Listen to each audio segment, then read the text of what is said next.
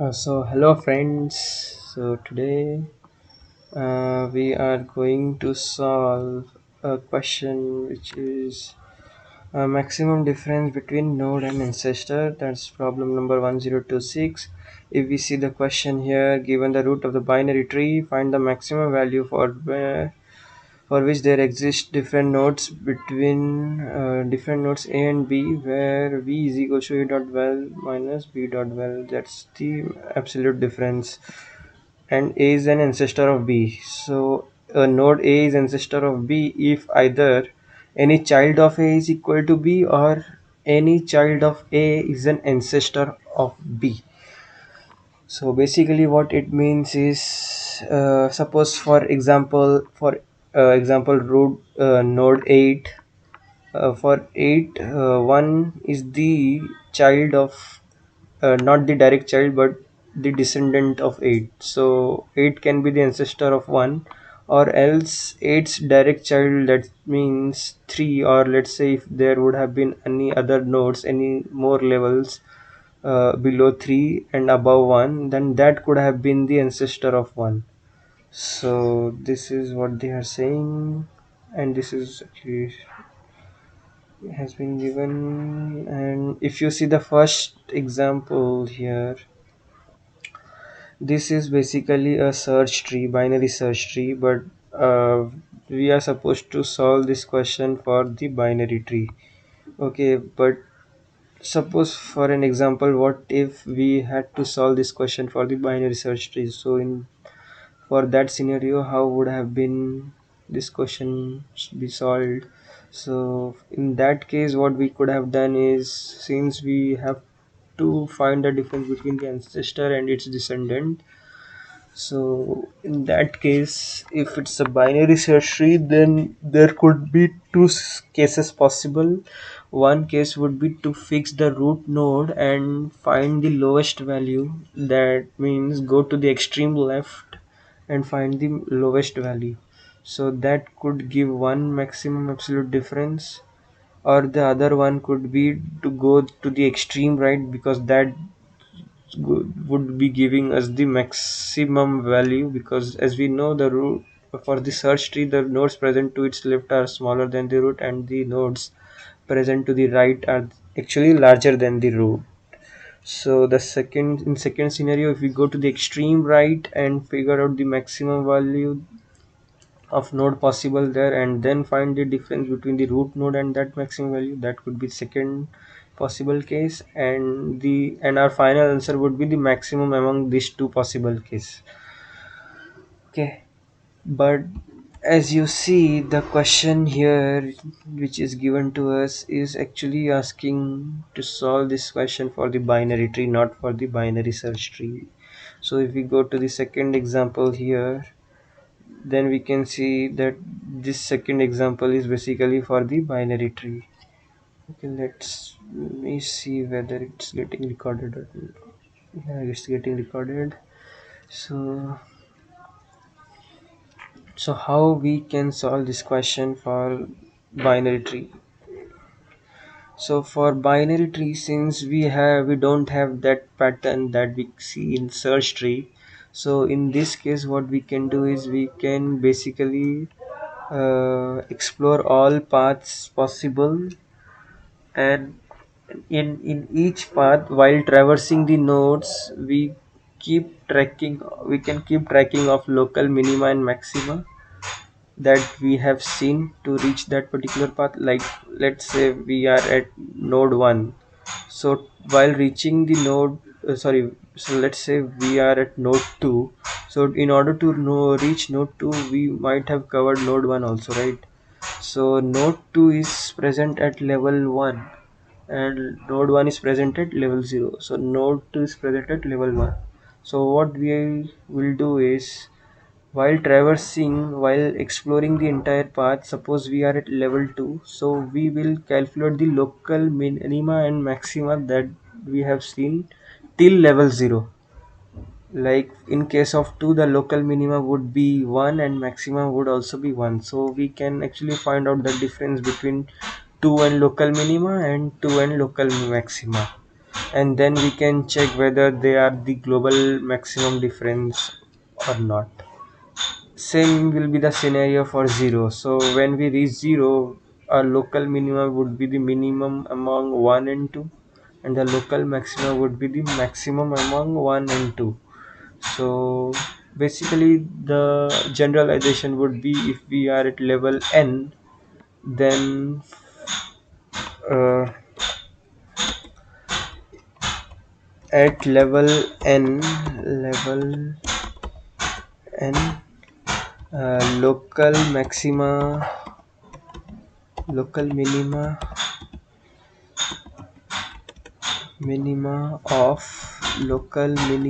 of level 0 to level n minus 1.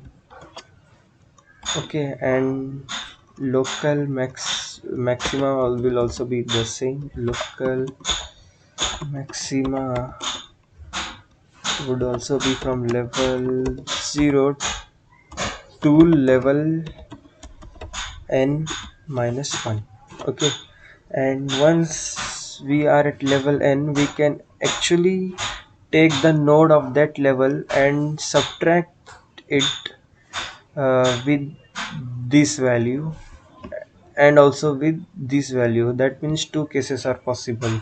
So after getting the two difference, we can check which among these two are giving the maximum result, and is that maximum result is greater than the global maxima that we have seen among all our previous path. If yes, then we will update our global maxima. So basically that's the logic here.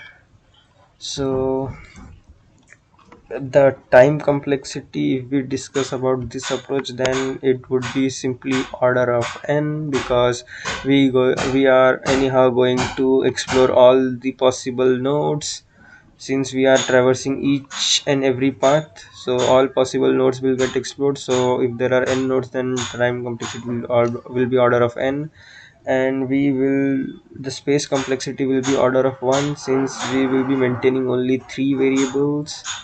For each path we will be maintaining two variables, that is local minima and local maxima, and one separate variable which we will be maintaining would be the global maxima. That would be for the entire tree. So, and the auxiliary space would be, since there are n nodes, we would be doing n recursive calls, and each recursive call will be stored in call stack. So n recursive calls will be there. So that's the auxiliary time space complexity. And yeah, that's it. And there is one more constraint that has been given here, is there won't be any scenario where the root would be null, so we can actually ignore that edge case. So there will be at least two node always. So let's try, and let's do one thing first, is let's make a global maxima, and let's assign it as 0, since we have not done any kind of processing yet. Now what we can do is we can create a separate method, let's say public void solve, which will take three parameters: tree, node, root. Then, as we discussed, we would be maintaining local and maxima and local minima for each particular path that we are exploring. So let's take that as well in our parameter. And also the second parameter would be the local maxima. Okay. Now, since this method will be called for exploring each and every layer of the path, so what we will do is, first we will check whether we have reached to the end of leaf. If yes, then we won't be proceeding any further. So if root not equals to null, then only do these following steps.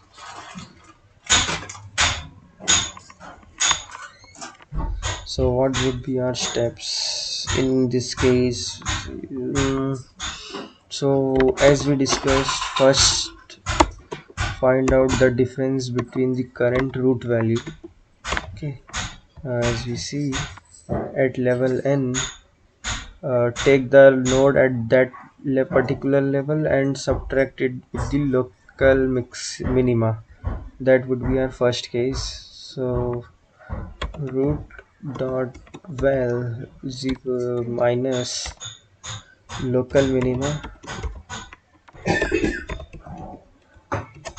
Okay, and that has to be the absolute difference. So that's the first case possible, and the second case possible would be take the maximum of these two, maximum, to find the difference between the root value and the local maxima. So that would be the second case possible here. Dot by minus local maxima. Okay.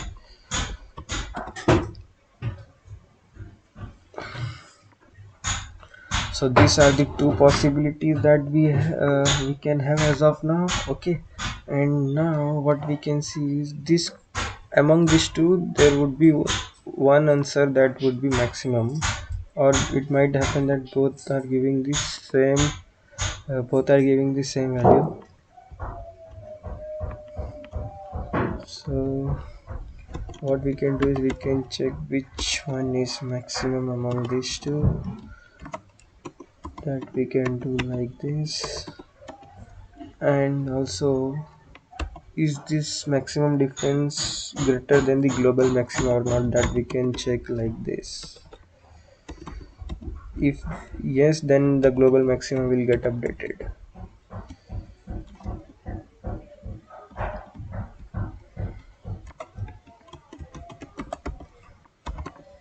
So maximum of all these three values to update the global maxima.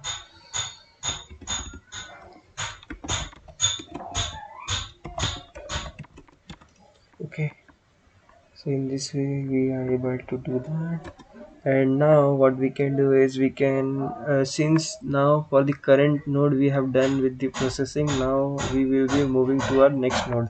So before moving to the next node of our current path, what we can do is we can update our local minima as we have already discussed. At level n, the local minima would be the minima from level 0 to level n minus 1. So let's update the current local minima for this particular level before jumping into the other level. So that we can do like minimum of root dot value and the minima that we have seen so far, local minima.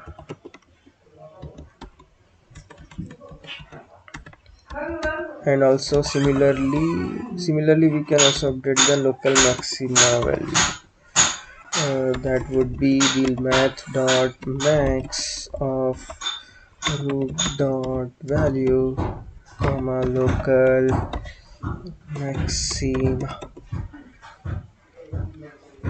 Okay, and now we have to explore all possible path from our current node. Okay, so that we can do by calling our solve method and passing the left local updated local minima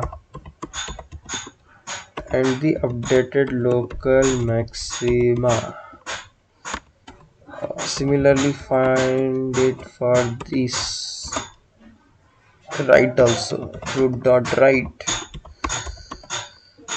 pass the updated local minima and the updated local maxima.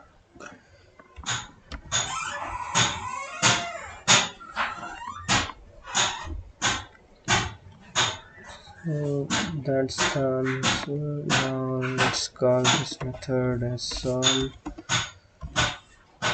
and pass the root. What would be the local minima for the root? It would be the root value itself, the root, and local maxima that solves the roots value only.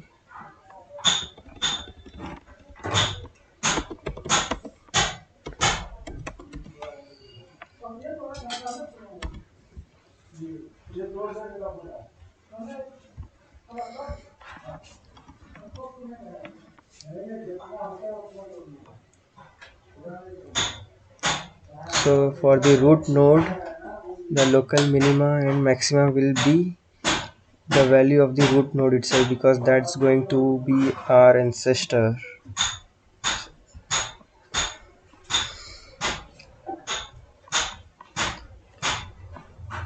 And after doing all this processing, now we are expecting a result in a global maxima value, so we can simply return that global maxima from here.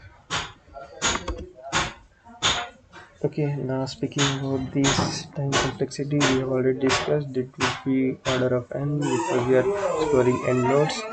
So let's see if it works or not.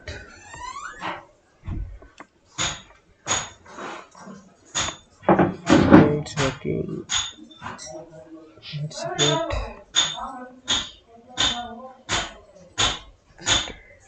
So I hope it is clear. So thank you.